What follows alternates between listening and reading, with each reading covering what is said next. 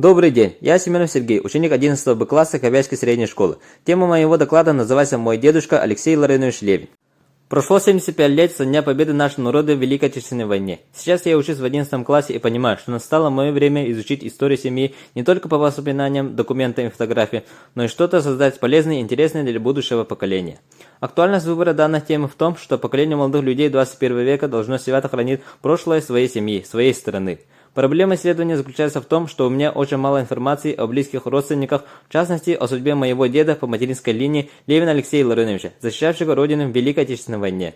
Цель работы – в ходе поисково-исследовательской деятельности собрать и систематизировать информацию об участии моего дедушки в Великой Отечественной войне. Методы исследования. Первый – метод опроса и анкетирования. Второй – изучение литературы и документов. Третий – хронологический метод.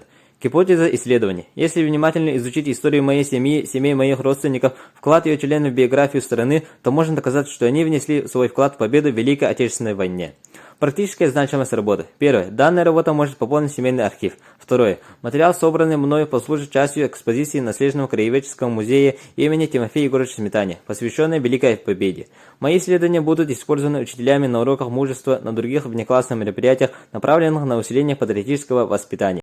Довоенные годы. Мой дедушка Алексей Ларинович Левин родился в 1919 году. Моего прадедушка звали Иларион Левин, а прабабушка Хартина Левина. Жили они в селе Кобяй, работали в Кобяйском колхозе. В семье было 3 мальчика и 2 девочки. Военные годы. Я аккуратно листаю семейный фотоальбом, большой, толстый, обернутый в красный бархат. С фотографий на меня смотрят знакомые и незнакомые лица. Мое внимание привлекает старый снимок, запечатлевший 2 солдат, оба в военной форме. У каждого на груди медали и ордена. На лицах усталость, но с фотографии улыбаются мне. Это земляки-кобяйцы, фронтовые друзья и близкие друзья по жизни, пока смерть их не разлучила. Счастливая встреча, друзья порознь дошли до Берлина и там же встретились. Вместе встретили победу в Германии. Мой дедушка и его друг Максимов Петр запечатлены на экспозиции «Земляки-участники взятия Берлина» на школьном стенде «Ваша победа в наших руках». В Красную армию Алексей Ларинович был призван в 1942 году. Начал службу в 661-м гвардейском полку. По должности был связистом. Красноармеец Левин Алексей Ларинович участвовал в обороне Кавказа, освобождении Варшавы, Берлина. Во время военных действий получил ранение в голову. В мае 1945 года на стене Рейхстага оставил отпечаток своей руки. Петр Петрович Максимов родился 16 сентября 1917 года в селе Кобяй. Призван в 1942 году, службу начал с Северного Кавказа, оборону города Грозный.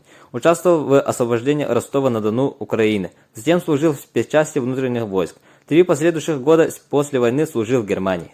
Боевые награды дедушки. Алексей Ларинович Левин награжден медалями за оборону Кавказа, за освобождение Варшавы, за взятие Берлина, за победу над Германией и другие юбилейные медали. В удостоверении, возможно, писали со слов, поэтому отчество Алексея Лариновича писали по-разному. Илларионович, Ларионович, Давронович. Послевоенные годы. Алексей Ларинович Левин был демобилизован в 1946 году. После возвращения в родной Кобяй работал в шахте Сангарской, потом кадровым охотником в селе Кобяй. Дедушка женился на Левиной Аграфене Степановне. Бабушка является ветераном тыла. Вместе воспитали 6 детей. Хобби дедушки. Алексей Илларионович в свободное время слушал радио, следил за новостями республики страны. У дедушки было хобби.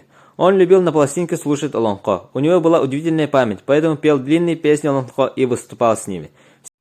Здесь мы видим публикацию в газете «Ленинец» в 1970 году. Ветераны Великой Отечественной войны села Кобяй. Алексей Ларинович Левин сделал много доброго и семье, и односельчанам. В родном селе его помнят только с хорошей стороны.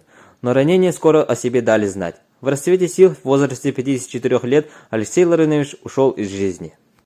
В завершение моего исследования я понял, насколько совместная работа еще более сближает родных людей. Исследуя историю моей семьи через призму истории моей страны, ближе и понятнее становятся события далеких военных лет. Для меня очень ценным оказалось, что моя мать Татьяна Алексеевна Семенова через всю свою жизнь пронесла память о своем отце, сохранила важные архивные документы, медали и фотографии военных лет. Теперь память о своей семье буду хранить я.